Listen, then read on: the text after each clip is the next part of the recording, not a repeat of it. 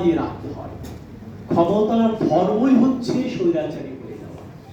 বাসায় যদি আপনি 3 জন কাজের লোককে রাখেন, প্রধান কাজের লোক বাকি 2 জনের উপর খবরদারি করবে, যে কোনো ক্ষমতা মাইক্রো কিংবা ম্যাক্রো লেভেলে। তার ধরনই হচ্ছে এটা স্বৈরাচারী হতে পারে। হোল ওয়েস্টার্ন ডেমোক্রেসি টিকে আছে একজন আরেকজনকে চোখে চোখে রাখে। ইউনিভার্সিটি পার্লামেন্টকে, পার্লামেন্ট গবেষণা প্রতিষ্ঠানকে, পার্লামেন্টকে জুডিশিয়ারি, এই চোখে চোখে রাখার মধ্য দিয়ে একটা চেক এন্ড ব্যালেন্স তৈরি হয়। আবার রাষ্ট্রবিজ্ঞানে বলে একটা হচ্ছে হরাইজন্টাল অ্যাকাউন্টেবিলিটি আর একটা হচ্ছে ভার্টিক্যাল অ্যাকাউন্টেবিলিটি। সরকারের কাজ ঠিক মতো চলে কিনা এজন্য সরকারকে পার্লামেন্টে জবাবদিহি করতে হয়। সরকার তার সাংবিধানিক কাজকর্ম ঠিক মতো সংবিধান অনুযায়ী করছে কিনা জুডিশিয়ারি তাকে চোখে চোখে রাখে। আর ভার্টিক্যাল অ্যাকাউন্টেবিলিটি হচ্ছে সরকার ঠিক মতো কাজ করে কিনা, যারা আমরা সিভিল সোসাইটি তারা তাকে চোখে চোখে রাখবো। এবং মিডিয়া হচ্ছে আরেকটা ভার্টিক্যাল অ্যাকাউন্টেবিলিটি ইনস্ট্রুমেন্ট, সে তাকে চোখে চোখে রাখে ঠিক মতো কাজ করে কিনা, বিচ্যুত হয় কিনা। কিন্তু বাংলাদেশে দেখবেন এই পার্লামেন্ট, জুডিশিয়ারি, সিভিল সোসাইটি কোনো কিছু কাজ করে। বাংলাদেশের 2 জন প্রধান বিচারপতিকে কান ধরে বাদ করে দেওয়া হচ্ছে আদালত থেকে। এখানে বিচার আছে, আদালত আছে। পার্লামেন্টের নামে মহকারী আমরা দেখেছি, সাংবাদিকদের স্থাবকতা দেখেছি প্রধানমন্ত্রীর প্রেস কনফারেন্সে, যে স্থাবকতা কিভাবে আর্টের পর্যায়ে চলে যায়, সাইকোপ্যাথস, সেটা আমরা দেখেছি। এবং 2 জন আমেরিকান প্রফেসর বই লিখেছেন, তার সঙ্গে আরেকজন যুক্ত হয়ে নোবেল পুরস্কার পেয়েছেন। তাদের বইয়ের নামই হচ্ছে ওয়াই নেশনস ফেল, কেন একটা জাতি কিংবা রাষ্ট্র ফেল করে। 300 পৃষ্ঠার বই, ইকোনমিক্সে নোবেল পুরস্কার পেয়েছে।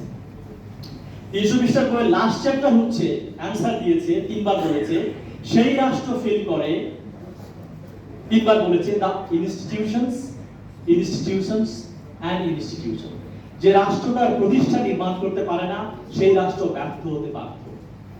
আমাদের সংসদ একটা প্রতিষ্ঠান, আমাদের বিচার বিভাগ বলেন, আমাদের পাবলিক সার্ভিস কমিশন, তথ্য কমিশন থেকে শুরু করে সমস্ত প্রতিষ্ঠান এখানে ধ্বংস হয়ে গেছে।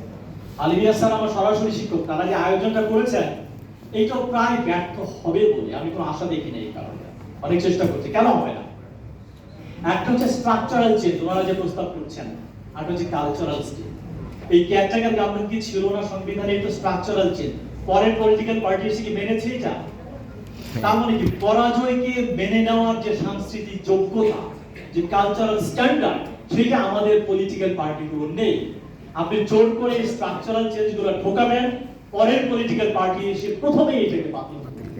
এই কালচারাল চেঞ্জের জন্য বহু সময় লাগে। ইউরোপে কেউ থুতু ফেলে না, রাস্তায় ময়লা ফেলে না, আইন করে না, কিন্তু 300 বছর চর্চার মধ্য দিয়ে তারা এই পর্যায়ে চলে গেছে যে এটা করা যাবে না। কাজে স্ট্রাকচারাল চেঞ্জ 2-1টা প্রস্তাব হয়তো আমরা করব, কিন্তু খুব বেশি আশাবাদী হবে না যদি পলিটিক্যাল পার্টি এবং নাগরিক সমাজ বোধ ডিমান্ড সাইড এবং সাপ্লাই সাইড যদি কালচারাল চেঞ্জ আমাদের বিরুদ্ধে না আসতে পারে। এবং এটা অনেক সময় লাগে, দীর্ঘ সময় লাগে। আমার বন্ধু মনির হায়দার আছে, আমি যদি বোধ করি দ্বৈত নাগরিকত্বের প্রশ্ন এখানে থাকা উচিত ছিল। যারা প্রবাসী কিংবা দ্বৈত নাগরিক তারা ভোট দিতে পারবেন, কিন্তু আমাদের সংবিধানে এখনো আছে এমপি হতে পারবেন না। পাশের দেশ মিয়ানমারে দেখেন, অং সান সুচি তার স্বামী হচ্ছে বিদেশি নাগরিক, এই কারণে তিনি মিয়ানমারের প্রধান কর্মকর্তা হতে পারেন নাই, হতে দেওয়া হয়নি।